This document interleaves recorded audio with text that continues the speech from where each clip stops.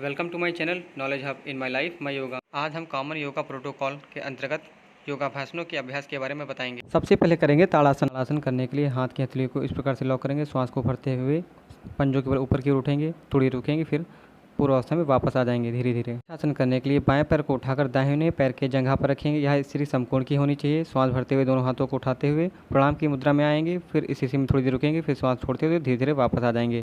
5 हस्तासन करने के लिए हाथों को श्वास भरते ऊपर उठाएंगे, श्वास छोड़ते हुए धीरे धीरे हम अपने दोनों हाथों को पैर के पंजों के साइड में रखेंगे। इस अवस्था में थोड़ी देर रुकेंगे, फिर श्वास भरते हुए वापस आ जाएंगे। अब हम अर्ध चक्रासन का अभ्यास करेंगे। अर्ध चक्रासन करने के लिए इस प्रकार की स्थिति में खड़े हो जाएंगे, श्वास भरते हुए पीछे की ओर मुड़ेंगे, जितनी रुक सके उतनी रुकें, फिर श्वास छोड़ते हुए वापस धीरे धीरे आ जाएंगे। अब हम त्रिकोण आसन का अभ्यास करेंगे। त्रिकोण आसन करने के लिए इस अवस्था में खड़े होंगे, श्वास छोड़ते हुए जितना झुक सके उतना झुकने का प्रयास करें, कुछ देर रुकें, फिर श्वास भरते हुए धीरे धीरे पूर्व की अवस्था में वापस आ जाएं। इसके पश्चात भद्रासन करने के लिए हम दंडासन में बैठेंगे। दंडासन में बैठने के बाद इस अवस्था में पैरों को खींचेंगे, पैरों को खींचते हुए श्वास भरते हुए इस अवस्था में कुछ देर रुकेंगे, फिर धीरे धीरे श्वास छोड़ते हुए पूर्व की अवस्था में वापस आ जाएंगे। यही हमारा भद्रासन है।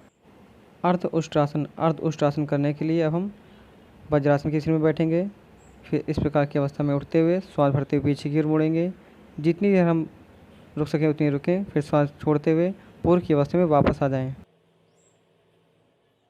शशांक आसन करने के लिए हम वज्रासन की स्थिति में बैठेंगे, फिर दोनों टखनों के बीच में गैप करेंगे, श्वास छोड़ते हुए आगे की ओर इस प्रकार से झुकेंगे, कुछ देर रुकेंगे, फिर श्वास भरते हुए पूर्व की अवस्था में धीरे धीरे हम वापस आ जाएंगे। इसे हम 3 से 4 बार कर सकते हैं। वक्रासन का अभ्यास करने के लिए सबसे पहले हम दंडासन में बैठेंगे, फिर शरीर को इस प्रकार की स्थिति में मोड़ते हुए श्वास को छोड़ते हुए पीछे की ओर देखेंगे, या हम दोनों तरफ से करेंगे, फिर पूर्व की अवस्था में धीरे धीरे वापस आ जाएंगे। भुजंगासन का अभ्यास करने के लिए योग मैट पर हम पेट को लेट जाएंगे, श्वास भरते हुए इस स्थिति में उठेंगे, कुछ देर रुकेंगे, फिर श्वास छोड़ते हुए वापस।